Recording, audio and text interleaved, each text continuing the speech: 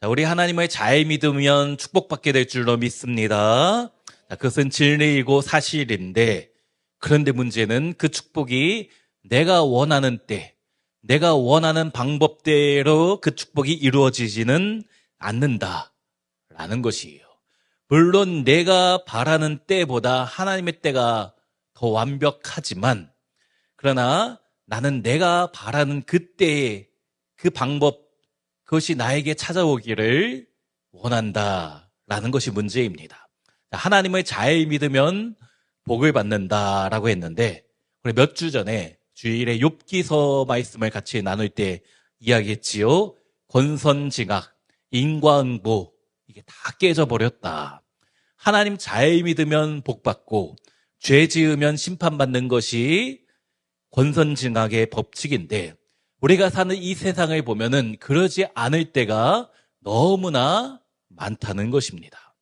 교회 열심히 다니는 나는 적자 인생인데, 내 앞집 사는 사람 보면은 주일마다 놀러 가면서 잘 먹고 잘 사는 거 보면서 때론 답답함을 느끼는 것이지요. 또 주님이 기뻐하시는 대로 살려고 애쓰는 나는 병원 신세인데, 다른 사람이 이용해 먹으며 사는 악한, 내가 내 기준에서 죄 많이 짓는 저 사람 보니까는 너무 팔팔하게 잘 사는 경우가 많이 있잖아요. 이럴 때 우리는 시험에 들게 됩니다. 하나님, 이게 맞습니까? 이게 정말 맞습니까? 도대체 왜 이런 것입니까? 나의 내면 안에 갈등이 생기는 것이지요. 이런 고민과 그것에 대한 답을 주는 것이 오늘 본문인 시편 37편의 말씀입니다. 자, 우리 먼저 1절 말씀 같이 한번 읽습니다. 악을 행하는 자들 때문에 불평하지 말며 불의를 행하는 자들을 시기하지 말지어다. 예수 안 믿고 죄도 많이 짓는 사람이 잘 되고 형통한 거 보면서 불평하지 말고 시기하지 말라. 주님이 말씀하시는 것이지요. 여기 불평이란 단어가 성경 원어인 히브리어로 살펴보니까 분노하다, 끓어오르다 라는 뜻이 있습니다. 자, 불의한 사람 잘 되는 거 보면은 예수 믿는 우리도 부글부글 끓어올 때가 있잖아요. 솔직한 우리의 고백입니다. 그런데 우리가 왜 시기하고 불평합니까? 나하고 다른 사람을 비교하기 때문에 그렇지요. 나하고 다른 사람을 비교하기 때문에. 나는 시냇가에 심은 나무가 되어서 자유롭게 옮겨 다니지도 못하고 교회에 뿌리 박고 하나님 말씀에 뿌리 박는데, 그래서 때로는 내가 원하는 대로 살지 못할 때도 있는데, 남들 노는 불타는 금요일에 이렇게 교회에 나와서 왠지 금요 예배 시간에 놀러 가면은 마음이 찝찝함이 있을 것 같아서 이렇게 주님 앞에 나와 예배하는데, 남들 보니까 다른 사람 하고 싶은 대로 맘대로 살고 있는 거잖아요. 시간도 자기 것이고 물질도 자기 것이고, 그렇게 나와 다른 저 사람 바라보니까 불평이 날 수밖에 없는 것이지요. 하지만 믿음의 사람은 나와 다른 사람을 비교하지 않습니다. 하나님께서 천지 창조하셨을 때 여섯째 날 우리 인간을 창조하시면서 무엇이라고 하셨습니까? 보시기에 심히 좋았더라 말씀하셨지요. 하나님 보시기에 심히 좋은 나를 다른 사람과 비교하는 것은 창조 질서가 아닙니다. 주님이 기뻐하시는 삶이 아니다라는 것이지요. 우리는 누구와 비교하는가? 나와 다른 사람을 비교하는 것이 아니라 나와 나하고만 비교하는 거예요. 그거 신앙인의 자세입니다. 어제와 오늘의 나를 비교해보고, 어제보다 내가 오늘도 예수님을 조금이라도 닮아가고 있는가? 또 오늘과 내일이 무엇이 달라질까? 내일은 어떻게 더 오늘보다 영적으로 성숙할 수 있을 것인가? 그게 다른 사람을 바라보는 것이 아니라 주님이 살아가시는 나 자신을 바라보아야 될 줄로 믿습니다. 자, 그래서 다른 사람 보면서 시기하거나 불평할 필요가 없다 말씀하시는 것이에요. 그 이유가 무엇인가? 2절에 그들은 풀과 같이 속히 배임을 당할 것이며 푸른 채소같이 쇠잔할 것이미로다. 그들이 지금은 잘 나가지만, 지금은 모든 것을 누리는 것 같지만 곧 무너지게 될 때가 있다. 눈에 보기 푸르러도 금방 시든 채소와 같다라는 것이지요. 지금은 화려해 보이지만 풀처럼 곧 사라질 존재다라는 것입니다. 그리고 우리는 그렇지 않은 나무처럼 땅에 깊게 뿌리 박아서 때로는 변하는 것도 별로 없고 열매도 금방 맺혀지지 않는 것처럼 보이지만, 그러나 때가 되면 반드시 우리 삶 가운데 하나님이 주시는 큰 은혜에 또 큰 축복의 열매가 주렁주렁 맺히게 될 줄로 믿습니다. 그 주님을 믿는다면 어떻게 해야 되는가? 3절 말씀 함께 읽습니다. 여호와를 의뢰하고 선을 행하라.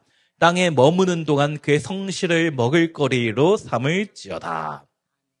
여기 의뢰하다라는 단어가 기대다, 안기다, 또 믿고 맡기다, 나를 맡기다 라는 뜻이 있습니다.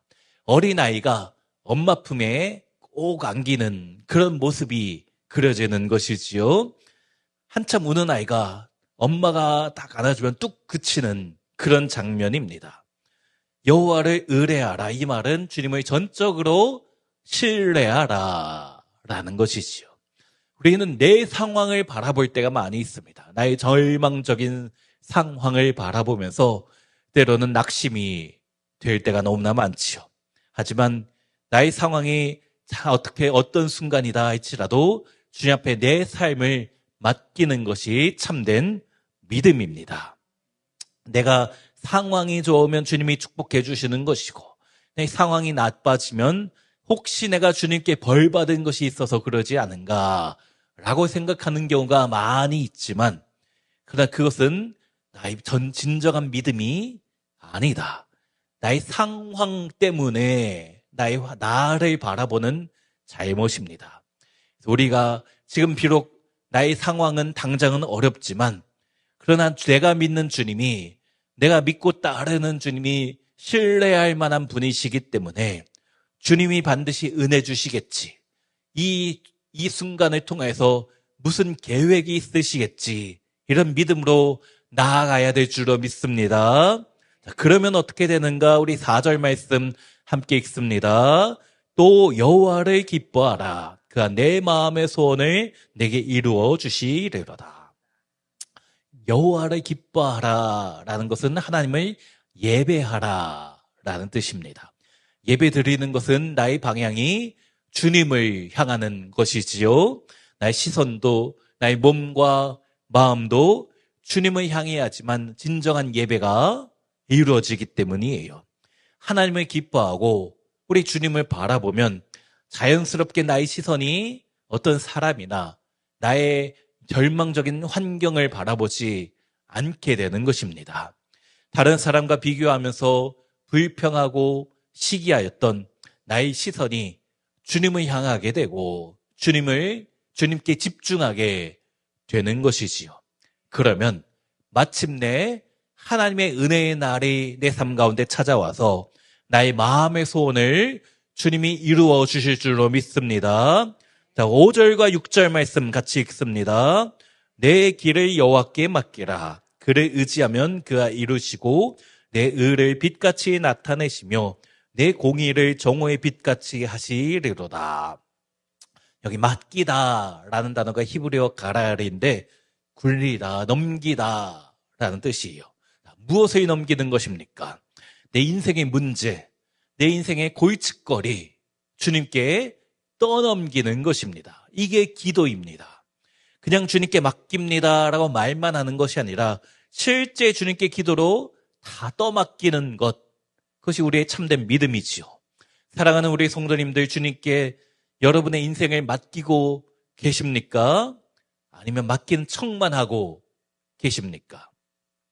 주님을 믿는다 하면서도 여전히 걱정, 근심, 두려움 가운데 빠져 있는 분이 참으로 많습니다.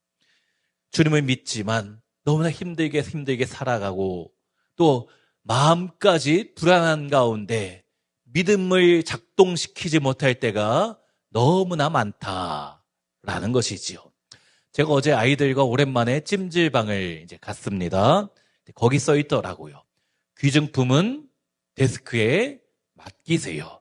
맡기지 않은 것은 책임지지 않습니다. 자, 이게 무슨 말입니까? 맡기지 않은 것은 책임지지 않는다. 라는 것은 맡긴 것은 책임져 준다. 라는 뜻이지요. 우리 주님도 마찬가지. 주님께 맡기면 주님이 내 인생 책임져 주십니다. 나의 염려, 나의 걱정, 주님께 맡기면 그것은 더 이상 나의 걱정이 아니라 주님께 속한 문제가 되는 것이지요. 하나님께 나의 자녀 맡기면 주님이 우리 자녀 책임져 주실 줄로 믿습니다. 주님께 나의 인생을 맡기면 사망의 음침한 골짜기라도, 비록 사망의 음침한 골짜기라도 해를 당하지 않게 되는 것이고 결국 은혜의 땅까지 나아가게 되는 줄로 믿습니다. 그러므로 날마다 주님을 신뢰하며 주님께 나의 인생을 맡기시는 우리 모든 성도님 되시기를 주의 이름으로 축원합니다. 자, 7절과 8절 보니까 여호와 앞에 잠잠하고 참고 기다리라. 자기 길이 형통하며 악한 꾀를 이루는 자 때문에 불평하지 말지어다. 분을 그치고 노를 버리며 불평하지 말라. 오히려 악을 만들 뿐이라. 자, 1절의 내용과 반복됩니다. 반복되는 이유가 무엇일까? 분명히 1절에서 불평하지 말고 시기하지 말고 주님의 때 기다리라 라고 하셨는데 하나님을 의지하면 반드시 은혜 주시고 마음의 소원을 들어주신다 라고 하셨는데 또다시 여기 7절, 8절에도 이런 이유가 무엇입니까? 내 믿음이 연약해서 그래요. 우리 믿음이 항상 이렇습니다. 그래서 7절에 여호와 앞에 잠잠하고 참고 기다리라. 하나님 분명히 은혜 주실 것인데 왜 이렇게 참지 못하느냐? 조급하게 하나님을 신뢰하지 못하느냐라는 것이지요. 자, 우리가 주님 앞에 나와서 기도하면 또 말씀 듣고 하나님을 예배하면 마음의 평안을 주시고 또 기대와 확신을 주시는데 얼마 지나지 않아 이 믿음이 변하게 흔들리게 되잖아요. 이렇게 흔들리는 나 자신을 보면서 나는 믿음이 왜 이것밖에 되지 않은가? 때로는 나 자신이 한심하게 느껴질 때도 있습니다. 그래도 괜찮습니다. 그래도 괜찮아요. 또 믿음 흔들리면 또다시 주님 앞에 나와 기도하면 되는 것이에요. 여기 7절과 8절에 하나님께서 다시 말씀해 주시기 때문이지요. 주님, 제가 기도하고 주님만 의지하겠다라고 결단했는데도 또다시 흔들렸네. 또 넘어졌습니다. 그러니 주님 나를 불쌍히 여겨주시고 다시 붙잡아 주시고 다시 일으켜 주시옵소서. 믿음이 회복되게 하여 주시옵소서. 넘어질 때마다 다시 기도하면 다시 일어서서 주님을 찾으면 되는 것입니다. 그러면 주님이 친절하게 다시 우리에게 말씀해 주시는 것이에요. 분을 그치고 노를 버리고 불평하지 말며 오히려 이것이 악을 만들 뿐이다. 했던 말씀을 또다시 반복해서 우리에게 친절하게 해주시는 분이시구나. 그러면서 9절에 무엇이라고 합니까? 우리 9절 함께 읽습니다. 진실로 악을 행하는 자들은 끊어질 것이나 여호와를 소망하는 자들은 땅을 차지하리로다. 4절에서는 마음의 소원을 이루어 주신다라고 하였는데 여기 9절에서는 땅을 차지하게 하신다. 이 말씀은 예수님이 산상수훈에서 인용하셨죠. 마태복음 5장 5절에 온유한 자는 복이 있나니 그들이 땅을 기업으로 받을 것임이요. 우리 성도님들 주님께 땅을 좀 많이 받으셨습니까? 아무도 안 받으셨군요. 저는 땅을 많이 받았습니다. 저희 경기도 쪽에 안산 땅이 많아요. 못 산 땅이 아니고 안 산 땅이 많아요. 저기 분당은 못 받았지만 경기도 분당은 없지만 분당 위에 천당에도 땅이 많이 있습니다.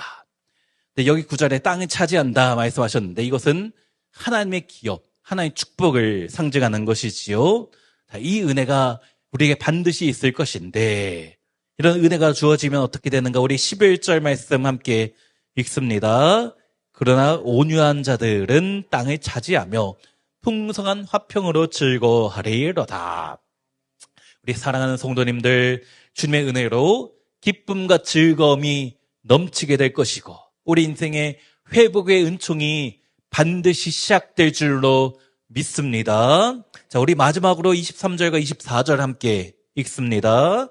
여호와께서 사람의 걸음을 정하시고 그의 길을 기뻐하시나니 그는 넘어지나 아주 엎드러지지 아니함은 여호와께서 그의 손으로 붙드심이로다. 예수 믿는 우리 성도의 인생은 주님 손에 달려 있는 것입니다. 주님께서 내 인생의 걸음을 정하셨기 때문이지요. 그래서 때로는 실패하는 것처럼 보이지만 때로는 다른 사람과 비교하면서 내가 잘못되었다고, 나는 불행하다라고 느껴질 때도 있지만 특별히 질병의 문제라든지 내 삶에 우리 가정 가운데 찾아오는 수많은 기도 제목이 있을 때 너무나 답답하고 하나님이 실수하시는 것은 아닌가, 또 내가 하나님께 죄지어서 이런 징벌을 하나님이 내리시는 것은 아닌가 라고 생각될 때도 있지만, 그러나 확실한 것은 내 인생의 발걸음은 우리 주님 손 안에 있는 줄로 믿습니다. 그 주님이 우리 인생길을 기뻐하시나니 라고 말씀하셨지요. 반드시 선한 길로 인도해 주시는 것입니다. 때로는 넘어지는 경우도 있지만 때로는 좌절하고 낙심될 때도 있지만 믿음도 흔들리고 주님과 멀어지고 있는 것처럼 느껴질 때도 물론 있지만 그러나 아주 엎드러지지는 않는 것입니다. 그 이유가 무엇입니까? 여호와께서 그의 손으로 붙드시기 때문에. 우리 주님이 사랑하는 우리 빛과 소원교회 성도님들 지금도 주님의 손으로 붙잡아 주신 줄로 믿습니다. 하나님의 손은 능력의 손입니다. 성경에서 손에 대해서, 하나님의 손에 대해서 나올 때 능력을 상징하는 것이지요. 주님의 능력의 손으로 우리 가정을 지켜주시고 내 삶을 다스려주시고 우리 자녀들 반드시 축복의 길로 인도해 주실 줄로 믿습니다. 그러므로 다른 사람과 나를 비교할 필요 없고 그러면서 불평하지 않고 주님만 바라보며 주님께 내 삶을 맡기시는 우리 모든 성도님들 되시기를 간절히 소원합니다. 그럴 때 주님이 내 마음의 소원을 아시고 속히 들어주시고 영원한 땅 천국 갈 때까지 반드시 인도해 주시고 지켜주실 줄로 믿습니다. 오늘도 그 주님과 함께 승리를 맛보시며 하나님 주시는 은혜를 맛보시는 우리 모든 성도님들 되시기를 주의 이름으로 축원합니다.